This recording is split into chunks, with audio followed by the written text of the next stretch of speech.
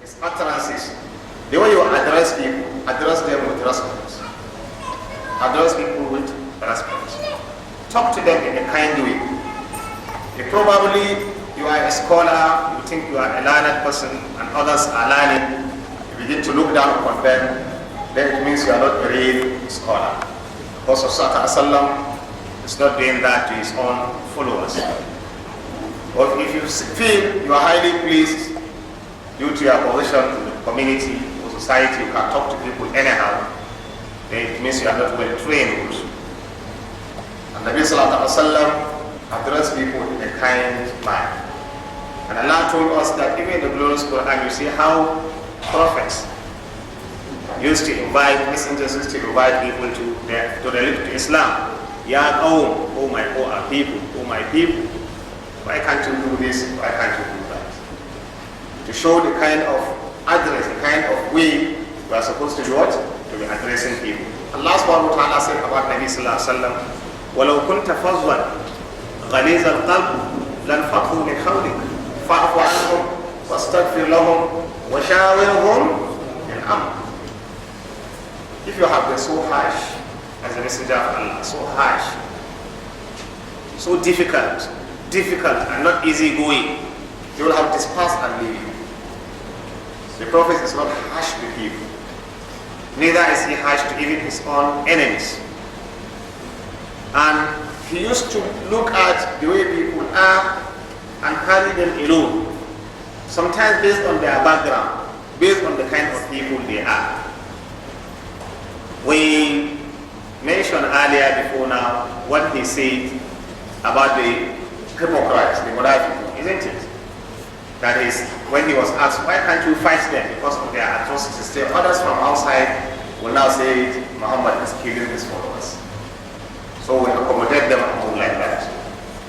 You find village Arabs, the villagers, the weak-minded people will accept Islam, will talk harshly to Rasul. It's lost. But they will respond to them in a kind manner as a messenger. Someone once came and addressed him, said, Ya Muhammad, oh the Prophet, share what Allah Ta'ala had put under your custody to all of us. People are trying to be hard, and say, no, they have right to demand for his own rights for it to be done. Someone came and jacked the cloth of Rasul Sallallahu Alaihi Wasallam. He said, you people are very difficult people. If you collect loan, pay me back my loan. When I collected from you. He jacked the Prophet Sallallahu Alaihi Wasallam. The companions felt bad. They were trying to harass this particular man from the village who said, no, leave him. They have right as someone that I borrowed something from.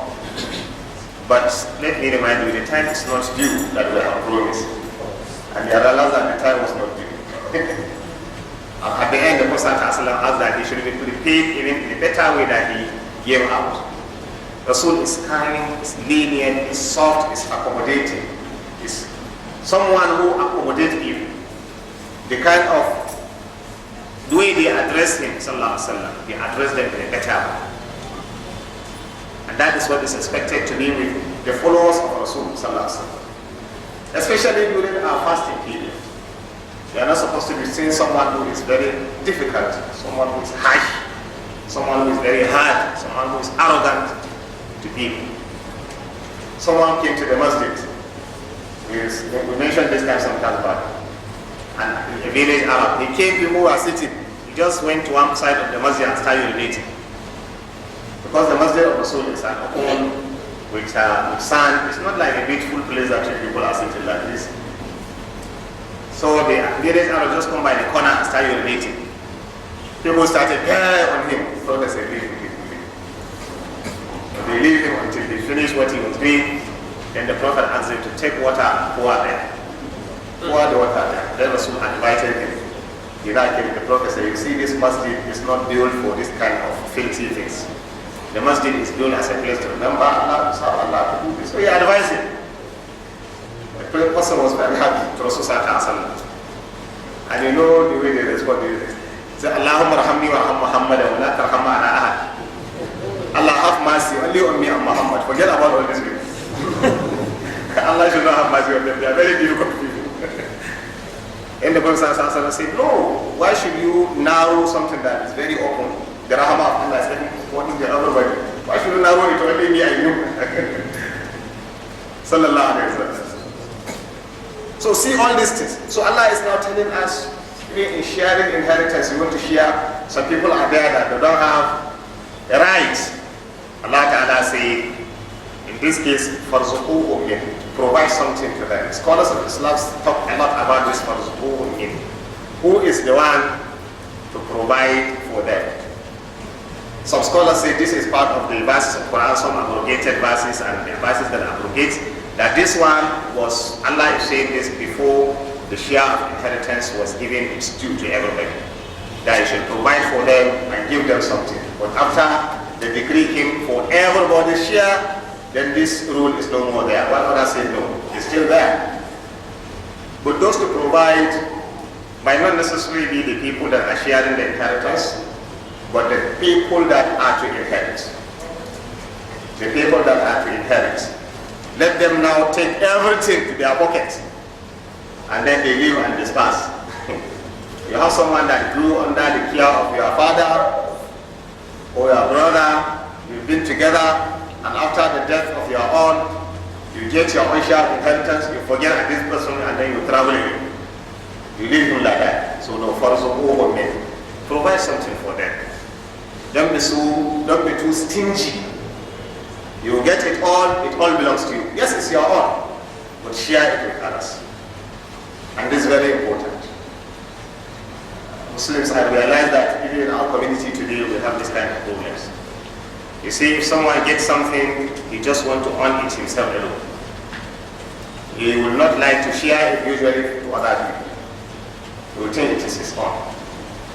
This thing happened to us just today. It happens, and I felt so bad about it. In our school there in Ta'awun, some people brought kind of help and assistance to share to him. And after being shared to people, we realized that there were some that they were not captured because the number of people that should be captured is limited. But we have many people, isn't it, that usually they relate with us. So we selected the number of people they wanted. But there are so many others that also need. So after the whole sharing, one of them was asked that give something to the other person who have not gotten anything. And believe you me, try to just corner, you just and don't go away. I felt so bad today. I said, what kind of feelings do we have like this? I called the person, the woman. I said, if for example, we are all falling to ourselves like this, I will have deceived the person also and pocket the money myself and do it. And I'll tell him we have shared it. Or we'll do some camouflage and they share the whole thing. It will have just gone like that. So when you get something and you are asked to share with the other person who also did not, and it's not your own right for you that you must get that, but you feel you cannot share it with other. And that's just a singular case. I'm citing this because it touches me when it happened, and it's just today that it happened when I'm talking to and deliver this kind of person. So let's see, it is the kind of community we are. If you get something, you just want to own it yourself alone. And that's why sometimes I'm not too comfortable always being here, even in the masjid. I used to talk to most of the students here. Sometimes after masjid you want to move around. I used to feel that the masjid will be a place always you beg, always you beg. Always. And if you get, you don't want to share it with another person. Someone that needs. So let's have this kind of mindset that whatever we have, we should be ready to share it with others. Especially those that are also needy. Those that also need something like that. So Allah Ta'ala is now saying, وَإِذَا حَضَرَ الْإِسْمَةَ أُولُو الْقُرْبَى وَالْيَتَامَى وَالْمَسَاكِينَ فَارْزُقُوهُم مِّنْهُ. Provide for them from it. وَقُولُوا لَهُمْ قَوْلًا مَعْرُوفًا. And talk to them in a kind manner. Then Allah Ta'ala said, وَلْيَخْشَى الَّذِينَ لَوْ تَرَكُوا مِنْ خَلْفِهِمْ ذُرِّيَّةً ضِعَافًا خَافُوا عَلَيْهِمْ فَلْيَتَّقُوا اللَّهَ وَلْيَقُولُوا قَوْلًا سَدِيدًا.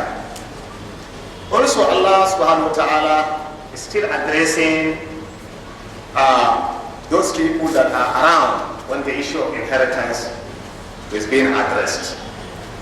The same thing, the issue of wasiyah. Some scholars of Islam say this verse is referring to the issue of wasiyah.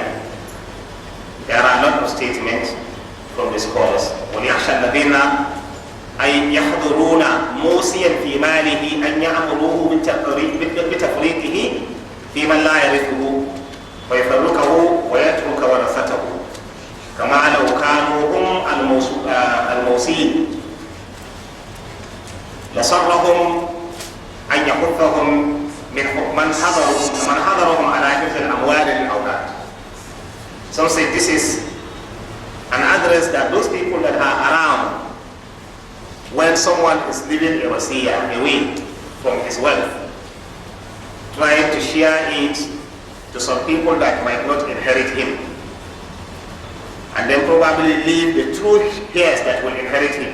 Maybe at the point of death, he's about dying. He tried to leave a wasiyah away. And then from there, he began to count people that he wants to share this money to, all his property to, that are not entitled for inheritance. And he may go ahead to count so many other people that are not his relation, who they are not prepared to benefit, and much of the money will go to them, and abandon the real people that will inherit it. You know, this is not the best situation, isn't it? So those people that are witnessing this incident, let them beware that there will be a time that they will also die and leave some other people to inherit them, their own children or their destiny. They should be conscious and alert to the kind of life they will live after. Like someone came to Rasul sallallahu alaihi wasallam. I think it's Sa'ad bin Abi Waqqas. He came to Rasul and said, "Oh, the Messenger of Allah, you see, I'm very sick." He was very sick then, and he felt as if he may not recover from the sickness, maybe he would die. So when the Prophet came and was visiting him, he said, "Oh, the Messenger of Allah, I have money, you know, and I don't have children, I only have one daughter to inherit me. So if I should die, I want my properties to be shared into three. 2/3 of the property should be given out as sadaqah." The Prophet said, no, children be like that. Then he said, "Oh, the Messenger of Allah, okay, let it be shared into 2, so that half of it should be given out fi sabilillah." The Prophet said, "No." Then he said, "Oh, the Messenger of Allah, let it be shared into 3, so that 1/3 should be given out fi sabilillah." The Prophet said, "Al-thuluthu wa-thuluthu kathirun wa kadeer." He said, 1/3 is big, or it's much. You know, to leave your heirs, those that will inherit you, with something to sustain themselves is better than you leaving them to become a burden. To become a burden on people. So if you have something, don't deny those that will inherit you and allow them to become burden on the community. So if you have, leave enough so that they can inherit and sustain themselves even after your life. You see, this is the kind of wasiyah, this is the kind of situation. If you see someone trying to go outside the provision of the Sharia and it will be harmful to others, draw his attention back, so that he will not go extra mile to do something that will harm even the real beneficiaries. How do you understand this? So some are translating this particular verse in that particular manner. So if you are around, you see someone try to give away of his wealth that will be harmful to his own real heirs, draw his attention back. وَلْيَخْشَى الَّذِينَ لَوْ تَرَكُوا مِنْ خَلْفِهِمْ ذُرِّيَّةً ضِعَافًا خَافُوا عَلَيْهِمْ. Let them beware, those people that will also not be comfortable leaving their heirs behind them. They will be scared of what will happen to them. خَافُوا عَلَيْهِمْ, the kind of life they will live. So these same people that have this fear, فَلْيَتَّقُوا اللَّهِ, let them also fear Allah.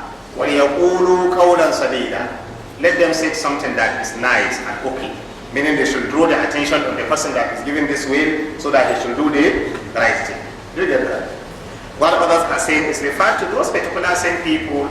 If you are giving the wasiyah, you must not give it in a way that will harm the other people that will inherit from you. We learned a lot of lessons also on the issue of wasiyah and caring for others. Let's take for Sa'ad bin Abi Waqqas. Sa'ad, who felt that he may not survive, his concern is how will his wealth be useful to others. Not only his daughter, he's concerned with the community. He's concerned with community-based activities. I will also invest in the community. You used to have this kind of concern. What is your contribution to the community? Some people might have been living in a community for 10 years, 20 years, 30 years. What is your contribution to that community you are living in? What have you contributed there? You are within the Ummah. You know the situation of the Ummah. What have you contributed to the Ummah? So that even if you are not alive, the Ummah will still benefit from what Allah Ta'ala has done to you. This is the concern. The one said, "As-thuluth wa thuluth kathir aw kabir."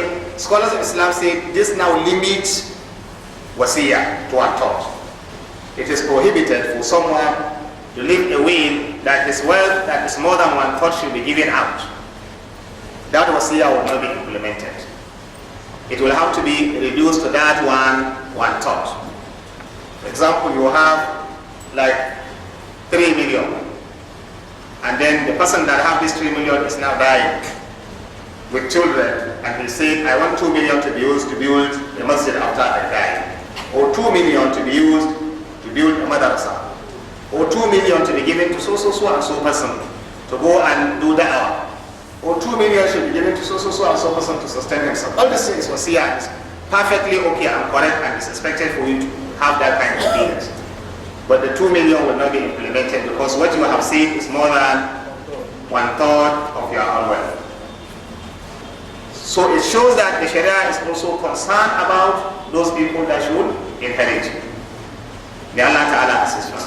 وَلْيَتَّقُوا اللَّهَ وَلْيَقُولُوا قَوْلًا سَدِيدًا إِنَّ الَّذِينَ يَأْكُلُونَ أَمْوَالَ الْيَتَامَى إِنَّ الَّذِينَ يَأْكُلُونَ أَمْوَالَ الْيَتَامَى ظُلْمًا إِنَّمَا يَأْكُلُونَ فِي بُطُونِهِمْ نَارًا وَسَيَصْلَوْنَ سَعِيرًا.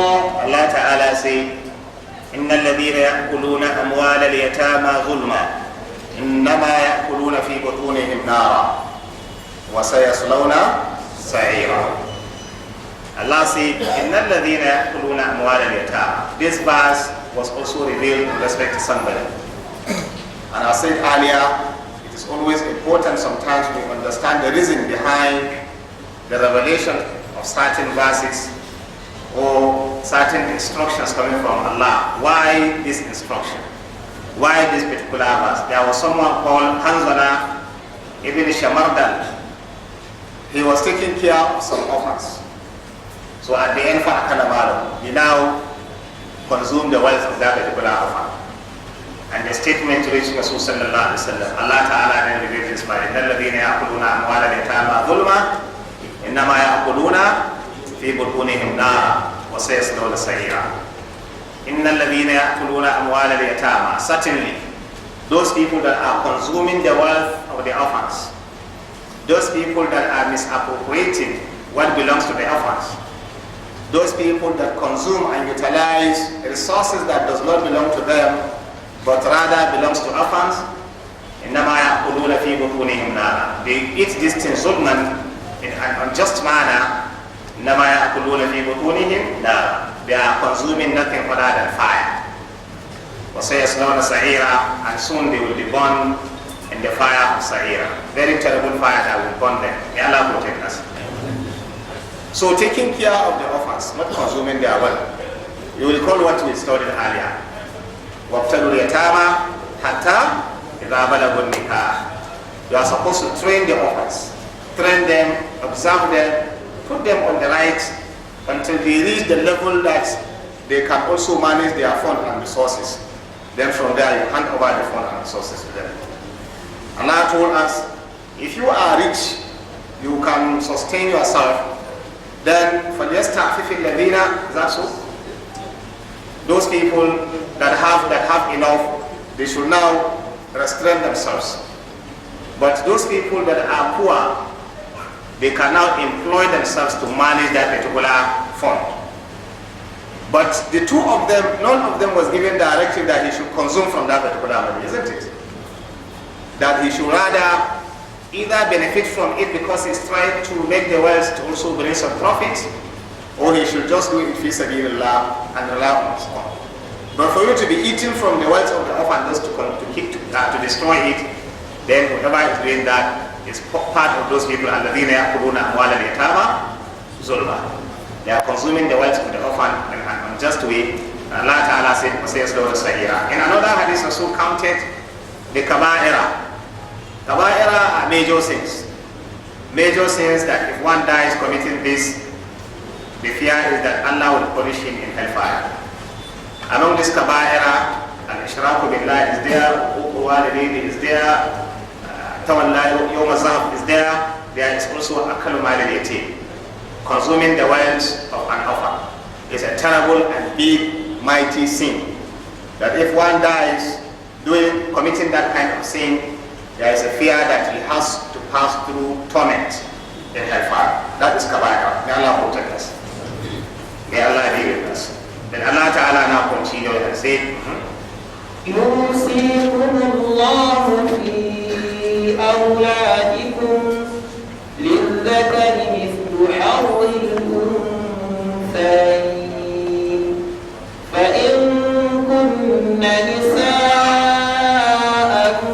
فوق اثنتين فلهن ثلثا ما ترك وإن كانت واحدة فلها النصف ولأبويه لكل واحد منهما السدس مما ترك إن كان له ولد فإن لم يكن له ولد وورثه أبواه فلأمه الثلث فإن كان له إخوة فلأمه السدس من بعد وصية يوصي بها أو دين آباؤكم وأبناؤكم لا تدرون أيهم أقرب لكم نفعا فريضة من الله إن الله كان عليما حكيما. Allah Ta'ala said, يوصيكم الله في أولادكم للذكر مثل حظ الأنثيين. للذكر مثل حظ الأنثيين. فإن كن نساء فوق اثنتين فلهن الثلث ما ترك. وإن كانت واحدة فلها النصف. ولأبويه لكل واحد منهما السدس مما ترك إن كان له ولد. فإن لم يكن له ولد وورثه أبواه ولأمه الثلث. فإن كان له إخوة فلأمه السدس من بعد وصية يوصي بها أو دين آباؤكم وأبناؤكم لا تدرون أيهم أقرب لكم نفعا فريضة من الله إن الله كان عليما حكيما. Allah is certainly just, full of knowledge, aware about His creation, and also deep and is great and has done everything that is okay for that creation to benefit. This is the issue of sharing of inheritance. Allah did this. And for us to appreciate Allah subhanahu wa ta'ala, certainly is for us to do what Allah wants us to do. Not to go and use our intelligence and say this is how we think it should be, but rather this is what Allah Ta'ala said. And to prove that we are Muslims, we obey what Allah Ta'ala said. I was invited for a lecture today in the morning. I came back for the lecture. The lecture was organized by some group of people, mostly they are ladies, women. And someone asked the question of being unfair to the women fault in the community, especially on the sharing of inheritance and so many other things, women right, this and that. I responded that whoever is thinking like that, I believe should not be a Muslim. Because Muslim ladies have no reason whatsoever to feel that they have not been captured adequately as far as sharing of inheritance is concerned. And I repeat what I earlier said here. There are some people used to say that women used to carry half and men carry double. Why is it so? I said the Sharia didn't say so. There are only situations and circumstances that you need to understand before you place what Sharia is saying about the share of this or that. Our problem is that we have not been appreciating our Islam. And that is why we always find ourselves in problems. We have not been appreciating our Islam. Even the kind of crisis we see in the community, insecurity, instability, whatever, the question we should ask ourselves is, have we been appreciating Allah? It's as if most of us feel you have right to do what you want, so you put Allah aside and go ahead. And if you land into trouble, you now begin to ask why. In our pre-Ramadan lecture, I started one scenario that let's just think about it. I want to just repeat it. You will see a scenario where a young person will develop a love to a lady coming from a poor background, poor family background. You develop a love to her, towards her, you want to marry her, you bring her up, you sponsor her education, you get job for her, you help her family, you build house for them, you do everything for them. This lady, because you have agreement with her that you are going to marry her, a week to the marriage, to the day, you sat down together with her, you prepared the card, you informed the public, you did everything. Then about 2 or so days to the date of the marriage, she now sent a text message to you. And she said, "Gentleman, I'm sorry. I just developed interest, and that son that you are taking care of, you adopted one son who you picked from somewhere, and you are taking care of that person who grew up." She said that is the person she's going to marry, not you. Has she committed anything wrong? She said it's her right to choose whom to marry. It's her own right. And she complained to the neighbors said, yes, it's her right. You force someone to choose a partner, it's her right. Someone is opening his mouth inside this. It's her right to do it. How will you feel? Bad. But not only towards her, even those people that make that comment. I now say this is just between us as human beings. If someone refuses to appreciate what you have done to him, you begin to look at him as a terrible person. I say keep that aside. Now look at Allah. Allah who created you, provided for you, nourishes you, give you all you need. After creating you, Allah is asking the question, were they just created from nothing, or they created themselves? Allah created them. Allah created us in this world. He provided for us. He provided means for us to even access those things He has provided for us. He did everything to us wonderfully well. And then if you are asked, come and obey Allah, you said, I have rights. Human right, women right. Whose other right? Equality, child right, man's right, all these rights. So you have right to even abandon the right of Allah who has done all this to you. And you feel Allah will hold you as someone that He will care for, and ungrateful, ingrate slave. So if you fall into trouble because you refuse to appreciate Allah, blame yourself. And this is what is happening in the world today. Allah provided more than enough for us. But instead of us appreciating Allah, mostly we do things to claim rights, forgetting about Allah subhanahu wa ta'ala. Today, because of all those kind of claim of rights, some countries have even legalized prostitution, gay, lesbians. What again? Name them. All this they said is right. I think that's what they used to do. They are right. They will say you are talking about is it discrimination. They will say oh whatever. Discriminating. They say this should not be discriminate. And people are fighting for that they are champion of the right of this and that and that and that and that and that. Today, whatever we are enjoying, even the technology we are enjoying is a gift from Allah. We know that in our Islam, whatever you benefit from is Allah Ta'ala that created that. Even this microphone was created by Allah. Because He created the person and gave him the intelligence and gave others how to be able to do this. They contributed. The electricity we are enjoying was created by Allah. It was discovered by Michael Faraday, isn't it? And then it became to our destiny around 15 something. And now we are enjoying it. You see a lot of breakthroughs in science and technology in the field of medicine, in the field of this. You go and see the contribution of people like Ibn Sina, that we call Avicenna. We see contributions of so many people that today we have all these things.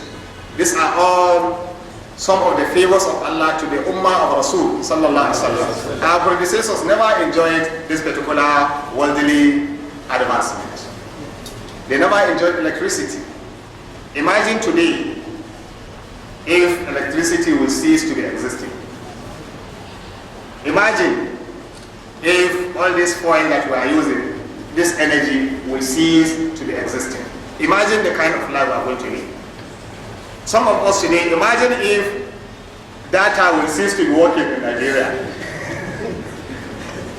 Imagine if network will cease to be. Some of us will enter into frustration. If electricity today should cease to be beneficial, should cease to work, and all transportation, means of transportation should cease to be active, some of us may hardly go back to our family because we are very lazy, very weak. Our predecessors will have traveled from Lagos to here in some weeks. Do you believe me? In some weeks. Through, some will trek, some will do this thing. One of my uncle, his late, he told me verbally how they trek from Kano, Niger, Sokoto to Maiduguri, they trek, seeking for this and local. How they did that? They trek. And now you imagine yourself if you are to trek to Suleja today, to go and seek for knowledge there. You abandon that knowledge. After all, there are no people here. Is it compulsory? So with all these favors of Allah, how much have we been appreciating Allah for all these things? We rather claim rights, and from there we abandon our responsibilities. Claiming rights. So this issue of sharing of inheritance is a decree, is a law of Allah. Faridatan min Allah. Allah have decreed everyone should be given this share. And then Allah mentioned about some ratios now. He mentioned half, he mentioned 1/3, and mentioned 1/6. Oh, and then 2/3 in this year. And he mentioned some categories of people: the children, the parents, the grandparents, is that so? And the brothers and sisters, ikhwatu, and then the mothers. So these are among the people. All the ones we listed here, you realize we have listed them among either those 10 or 7 people that will inherit. But the ratio here, we have not done that. So we now see there are some ratios that before you share inheritance, you know these particular ratios. And they are where we matter. They are half, 1/4, 1/8, 1/3, 1/6, and 2/3.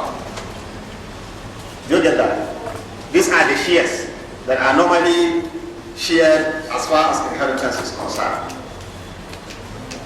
You need to know them. Let me write them myself.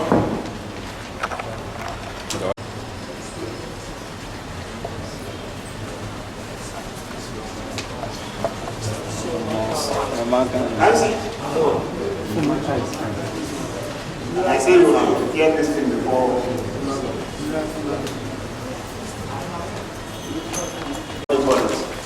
Chat. Do you get that? Like histograms.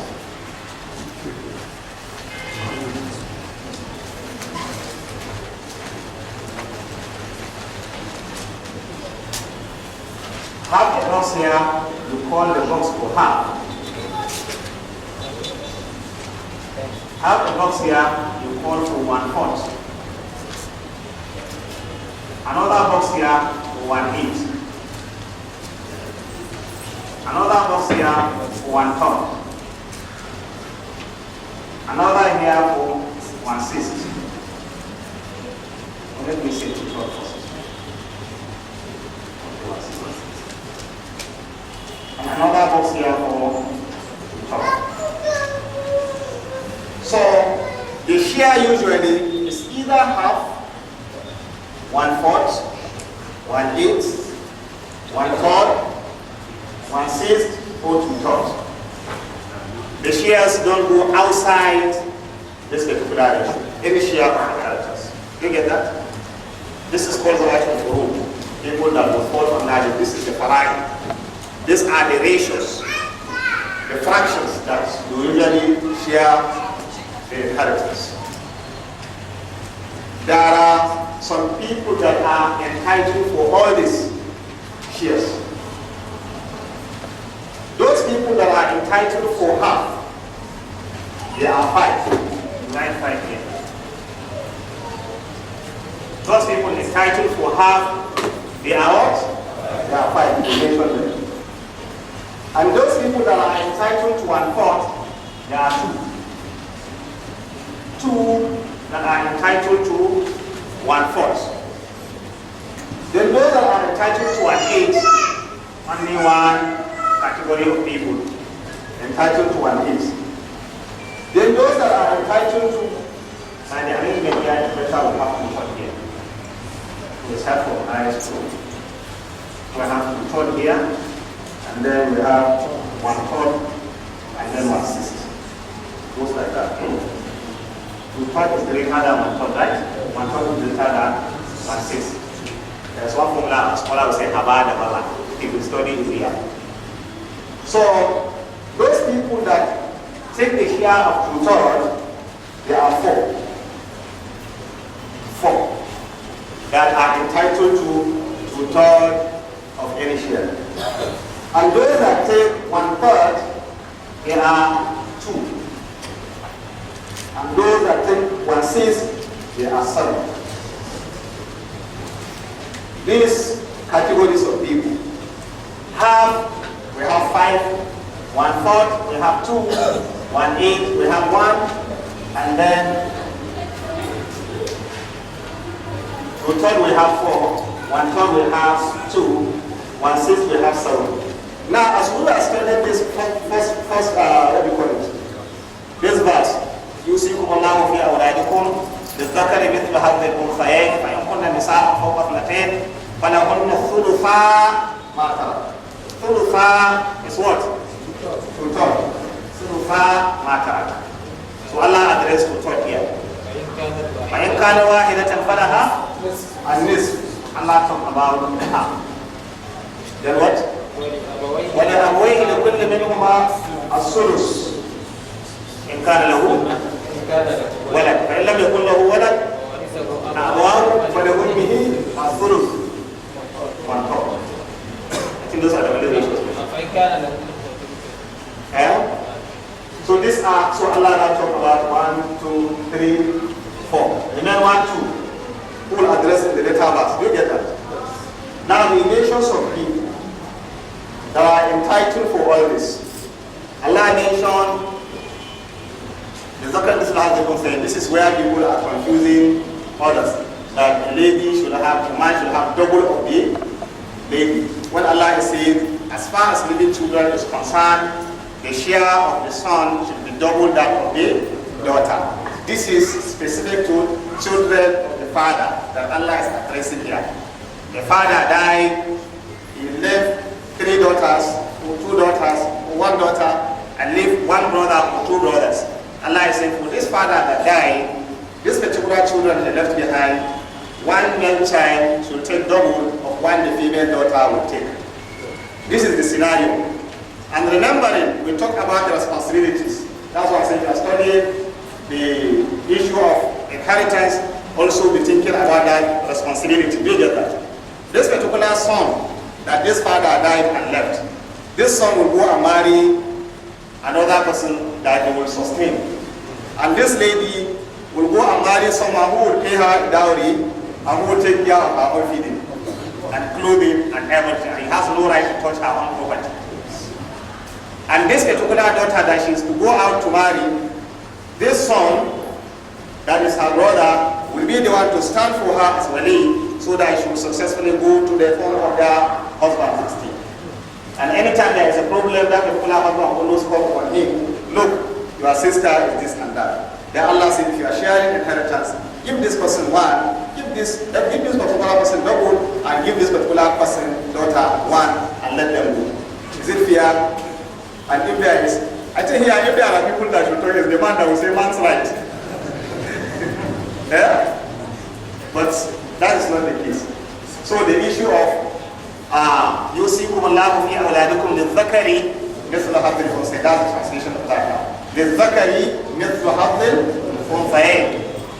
To every male child, you should have double share of a female daughter. فإن كن نساء فوق اثنتين فلهن الثلثا ما ترك. If they are more than a daughter, they are up to 2 daughters. He died and left 2 daughters, or 3 daughters, or 4 daughters, or 5. He left behind. But they don't have a brother. They only have an uncle. Is it uncle? The relation to the father. Am I correct like that? They have a relation to the father, and then other relations. Maybe he himself that died, he have his father. That's now their grandfather, right? And he has his wife, who is the mother of these children. And probably he have his mother also. So this individual would have died and have 2 daughters or 3 daughters. He have his father, his mother, his brothers on here to inherit from him and his daughters. Allah said, if this person should die, 2/3 of the wealth should be given to these daughters. 2/3. Remain how much? 1/3. That is what should move it to all these ones. 1/3. That is when these ones might come in. If his father is there, his mother is there, his brothers are there, will come there. So Allah now says, when the next one, if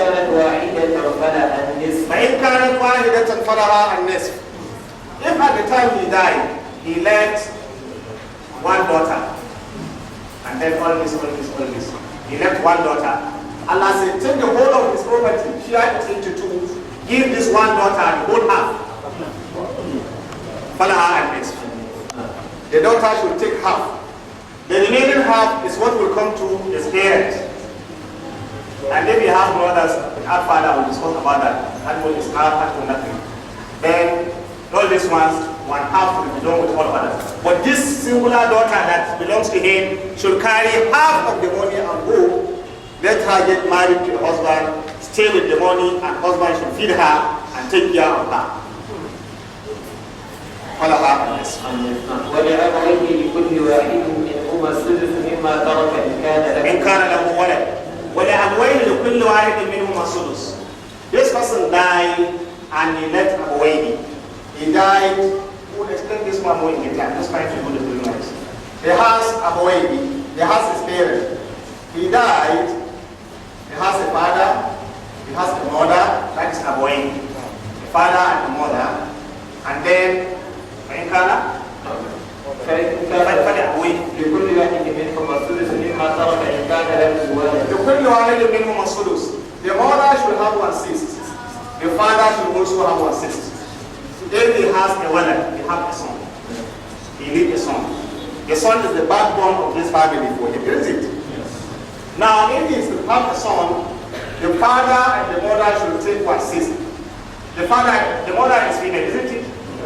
And the male is the father, isn't it? And all of them are given 1/6. Who carry more than others? The same. So where is the line that anytime women carry half and then women carry what we call the men carry double of that? Is it like that? They all take 1/6. And then if there are no others, the male child will now take the remaining, whatever remains. Out of the 1/6 will be given to this, 1/6 will be given to this, then the remaining remainder will all be given to this particular son. إن كان له ولد فإن لم يكن له ولد ورثه أبواه ولأمه الثلث. فإن لم يكن له ولد, this person died, he didn't have a son. He didn't have a son. But he has father and he has mother, he has probably brothers and sisters. A child might die after his death, he has not yet gotten married, not talk of even having children. And then he now died with resources. Do you get the point? But he left behind his brothers. He left behind his mother. He left behind his father. Allah Ta'ala said, if that should happen, فَلِأُمِّهِ الثُّلُثُ. The mother should be given 1/3. The mother should be given what? 1/3 from this particular case. The mother should be given 1/3. Allah didn't talk about the father. We'll see that later. But how do you hear that one? Allah said the mother is this. But Allah Ta'ala said, فَإِنْ كَانَ لَهُ إِخْوَةٌ. He has brothers. These are the brothers, the one I mentioned. He has brothers that he left behind because he have not yet gotten married. He has brothers, he has father, he has mother. Then the mother will take 1/3. As-sulus. As-sulus. That's 1/3. Sulus. As-sulus. فإن لم يكن له ولد ورثه أبواه فلأمه الثلث. This is what I say. فإن لم يكن له ولد ورثه أبواه فلأمه الثلث. That's where we are. You get the point? He doesn't have, that's when his mother should take 1/3, not 1/6. So she will take 1/3 as sulus. You get that? Now, the remaining wealth is 2/3, isn't it? Allah didn't talk about the father. Remember earlier he said the father was seized, this one says if there is children. Now there is no children, it's just saying the mother 1/3. So remain the father and the brothers. Now Allah Ta'ala is saying, we'll go to Hajjul Is'an and Hajjul Naqali. One kind of rule that some people can be denied inheritance because of the existence of others. Or some people's inheritance can be reduced because of the existence of others. Now, the inheritance of brothers, they will be denied inheritance because of the existence of the father. Do you get that? These brothers will not inherit because the father is alive. And remember that responsibility. Who takes care of them? The father. So the remaining will be given to the father. Which is what? Good talk. We are not talking about the brothers. Or you just said the remaining will be given to this. That's why the ratio is not mentioned. They are called those people that take what is left behind. Do you get that? Then what is the next thing? فَإِنْ كَانَ لَهُ إِخْوَةٌ وَلِأُمِّهِ السُّدُسُ. If he has brothers, فَلِأُمِّهِ السُّدُسُ. السُّدُسُ. Now, his mother will still have that 1/6 in this case. But then, the remaining share will go to, I think I have to look at this. She will have 1/6. But come with me, the brothers will not inherit. Okay, let's go back. I think what we miss is something. فَإِنْ لَمْ يَكُنْ لَهُ وَلَدٌ وَوَرِثَهُ أَبَوَاهُ فَلِأُمِّهِ الثُّلُثُ. This issue, the brothers were not mentioned. Do you get that? The first one, the brothers were not mentioned, whether they are around or they are not around. Do you get that? Whether they are alive or they are not alive. So it is the second case that Allah is now talking. If they are alive, the death will be given to this 1/6, but the remaining will be given to the father. Do you get that? So that one thought the issue was whether the brothers are around or they are not around. If someone should die and leave maybe it's his wife, and then his father and mother, do you get that? And then no issue of brothers. Then the mother now can take 1/3. Is that? Then if he should have brothers, as well as the father, and the other person that will inherit it, that is when he is now going to have 1/6. That is that. Do you get that? Then Allah Ta'ala said, let's continue. Then by wasiyati yusa biha uday. All this one after wasiyah. So we now come to that. We have now mentioned 1/6 to fathers, mothers, and father, isn't it? Yes. And we have mentioned 1/3 to mothers. Yes. We have mentioned half to daughters. And then we have mentioned what again? 2/3 to female daughters, more than one. So you begin to now count. How many people have we mentioned now that have half? We have a daughter and didn't. So you can write here, out of this 5, a daughter. A daughter can inherit half. Do you get that? We have not mentioned any other person that can inherit half. Then we discuss 1/6. And the 1/6 we are talking of, this is this area, isn't it? Yes. We talk about father, and we talk about who? Mother. 1, 2. Right? Then 1/3, we talk about who in 1/3? We talk about mother. Then which other person? That's 4, isn't it? 2/3. Okay, to talk about daughters. Daughters. This is different from a daughter. Do you get the point? This is a daughter, one single daughter. These are daughters from 2 and above. From 2 and above, inherit this. So you have now in Zawat al-Furud, have a daughter is entitled to have. As we progress further, we will see that number 2 is the granddaughter. Al-Bintu, that's daughter. Wal-Bintu al-Ibn in the Adamiha. A daughter is entitled to have, then the granddaughter is entitled to have if the daughter is not around. You remember what we mentioned yesterday? That it goes beyond like that. This granddaughter we're talking about, a granddaughter through your male child, not through a female child. Do you get the point? Then we have Al-Ukht al-Shaqiqa. Al-Ukht al-Shaqiqa. That is a sister that you share same father and mother. Same father and mother. Also a situation will come, we'll study that she can inherit the entire half of your estate to your wife. A sister to your, what do you call it? The sister, the same father and mother. Then, wal-Ukht al-Ab in the Adamiha. You can have a sister that you share the same father. Do you get that? If the sister that you share the same father and mother is not alive, then you have a zawj. That is the husband. The husband of the wife can also is entitled to have. And this is in the faqad al-hajim. That is if there is no son. The person died, he left his wife, no child. Oh, sorry. The wife died, we're talking of a woman, isn't it? The woman died, she has no child, no issue, but she has the husband, and probably her parents and other relations. The husband is entitled to what? Half. Because she doesn't have any issue. If she has a child, ma'ujud al-hajibi, this particular husband will come to 1/4. Husband will come to 1/4. Anytime a woman dies and she leaves a husband, and she also have children, so the share of the husband is what? 1/4 of the estate. This same share is the share for the wife or wives.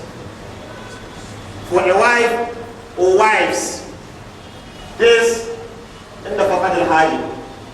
If there is no child left by that particular father or husband now, someone died, he left his wife, no children, and then other relations of his. The wife is entitled to 1/4 of his estate, 1/4.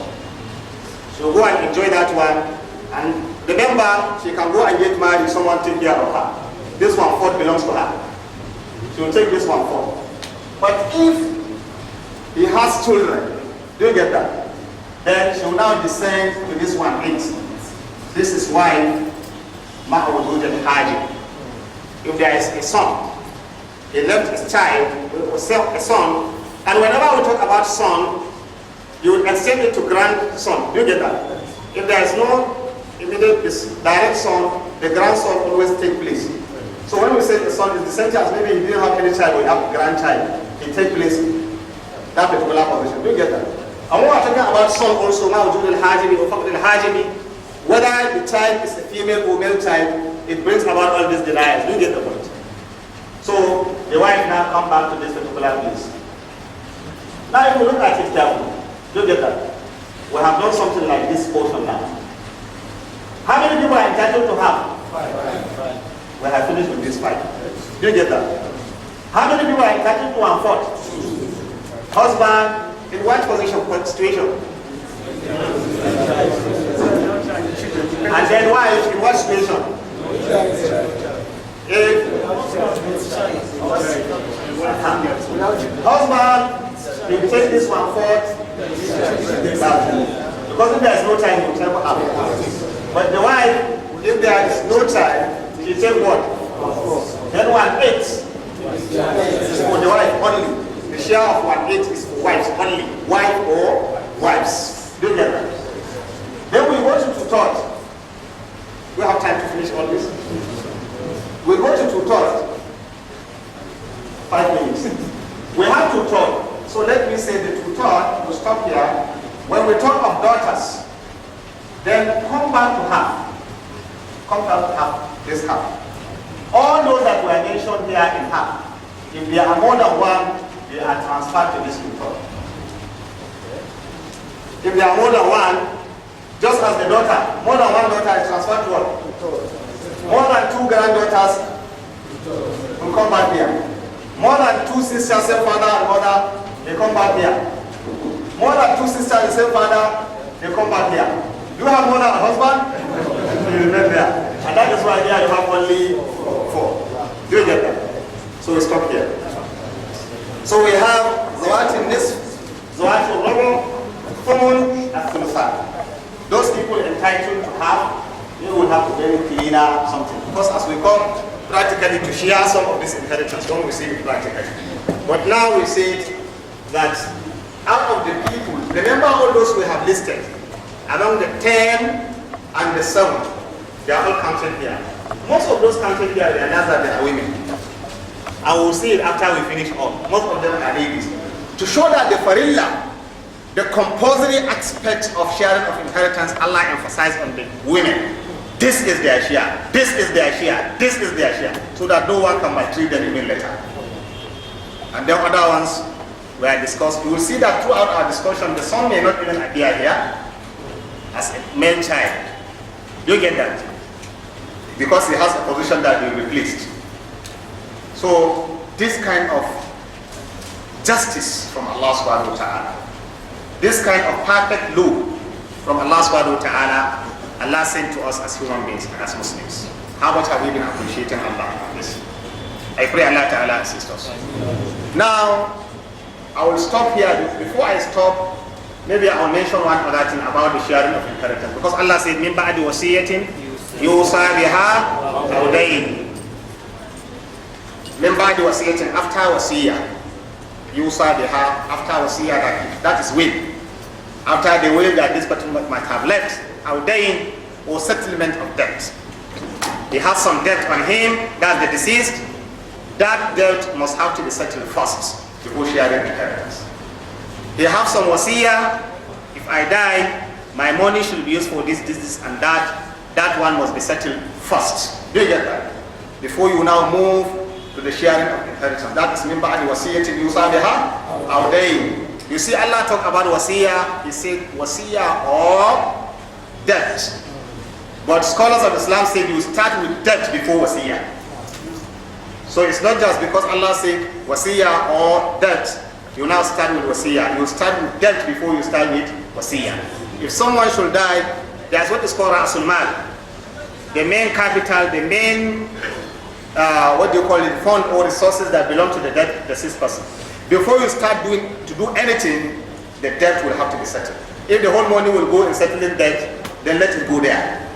Do you get that? Because that is a kind of duty on him to settle. Before you can think of those that will benefit from his own hard and labor. So scholars said after someone died, there are certain things that are required to be done. Al-huquq al-muta'alliqa bi tariqat al-mayyit. The kind of rights, the kind of duties that is on the estate, fund or resources of the person dying. One, tajhiz al-mayyit, preparing him. If someone dies, he has right over his property, that the property should be used to buy his shraf, should be used to pay people that will prepare him, should be used to pay people that will go and dig the grave, should be used to pay all those kind of things that will be done preparing him to finally go to his final home. His own resources should be used for that. Do you get that? His resources, because he wants it even after he might have died. Then qada ibn, that's what we mentioned. All his debts will be settled. Then after that, then wasiyah, what he has left as a will. Then from there, you will now share the inheritance. So if you reflect over that, you see that what you have as right over your money is only what will take you to the grave. What will be used to buy your clothes, what will be used to prepare your grave, and what will be used to take you that. That's the only thing that belongs to you after your death. The other one that belongs to you is the one that will be used to settle your own debts. That also belongs to you. And the other one that belongs to you is the one you will direct that it should be invested for Islam. That's wasiyah. That one also belongs to you. All others belong to others. All other things belong to other people that will inherit you. So from that 1 million you have, 10 million you have, 1 billion you have, this, remove this one and see what is left. Remove this one that belongs to you. How much will you pay? How much do you normally pay to prepare someone to the grave? All this one sometimes don't feel $1 million, isn't it? Some people have bought this shrub already, isn't it? Some people dig the grave free of charge. Some people do all these things. So your money may not even be used for that. And if it is debt that you have borrowed, of course it will be settled. Then after that, if you didn't have any wasiyah, you have never invented for any useful venture after your death, then you are zero there. And then the remaining thing that is left, those that will inherit you will share. Your wives, your children, your brothers, your sisters, your parents, and all of them. Even though again Allah subhanahu wa ta'ala is saying, Aba'ukum wa abna'ukum la tadruna ayyuhum aqrabu lakum naf'a. You might not know which among your parents, your children, will be closer to benefiting you. There are different ways of explaining this also by scholars of Tafseer.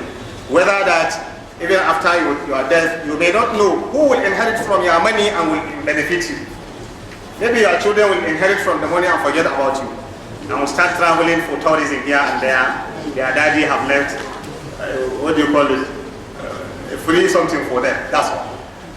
Maybe it may be the parents that may remember you as a child, as their son, and do some fi-sabilillah for you. Maybe the parents may forget about you and consume the money. Maybe it's the children that may benefit you after your death. Maybe all of them may remember you. Maybe all of them may forget you. So, but if you have done a wasiyah for something good, whether they like it or not, it must be implemented for that wasiyah. And that's why some scholars say, even if you are going to be so miserly, so rigid, you don't want to give sadaqah, at least say that if I die, something should be used from my wealth. At least it is after your death that it will be used, when you don't even need it. Even if you cannot give it while you are alive. But because shaitan is always there, ya'idukum al-faqr, وَيَأْمُرُكُمْ بِالْفَحْشَاءِ. Shaitan will always be insinuating that you are going to be poor, poverty. So for fear of poverty, even before your death, you cannot even give a wasiyah for something to be used after your death. Shaitan will always be telling you, look, don't miss everything. Look, at the point you are trying to die, he will be giving hope you may survive also. If this morning go alone, how about if you come back, you didn't die? Someone was mentioning one thing. They went and visited one old woman in hospital, one of these FMCs. They went to visit her. It's a very old woman. She was lying, breathing in and out, very difficult.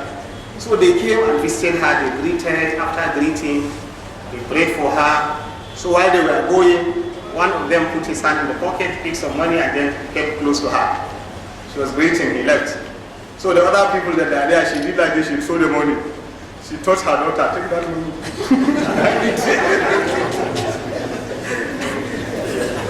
You see something? Even at the point that this woman may not die, her conscience is with that money. Pick that money, she thought that nobody will kill you. So people are attached to this. And that's why I also say, Ta'isa Abdul Dinar, Ta'isa Abdul Dirham, Ta'isa Abdul Khamisa, Abdul Qatifa, in one hadith. He said the person that becomes enslaved to materialism, this person is frustrated individual will be suffering. Enslaved to materialism, he is a slave to matter, slave to material things, slave to what he will wear, slave to all this things. This person, you will see, is the kind of person that if you give him, he will always be with you. Anytime you deny him, he's angry with you. Because what linked you to him is money. If the money is not there, no relationship. Some of us live like that.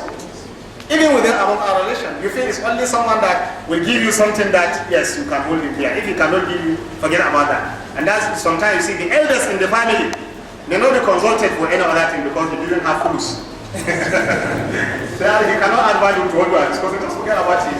Call the junior brother, at least he has someone comes there. He will help. This is not correct. I pray Allah assist us.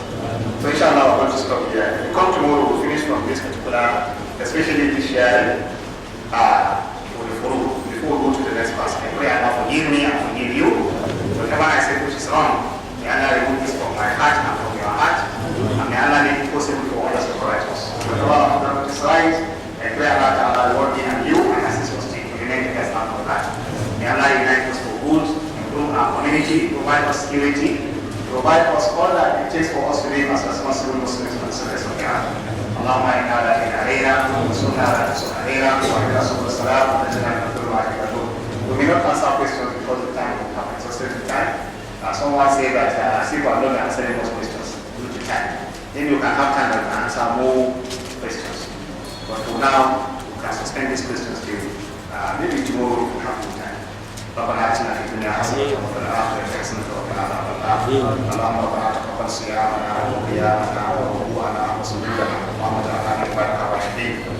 اللهم من اراد دعوة امتنا بسوء اللهم شكله في نفسه بحولك وقوتك يا اكرم الاكرمين يا رب العالمين. اللهم ربنا ارنا الحق حقا وارزقنا اتباعه وارنا الباطل باطلا وارزقنا اجتنابه. اللهم اجعلنا من عبادك الراشدين برحمتك يا ارحم الراحمين يا رب العالمين. سبحان ربك رب العزة عما يصفون وسلام على المرسلين والحمد لله رب العالمين.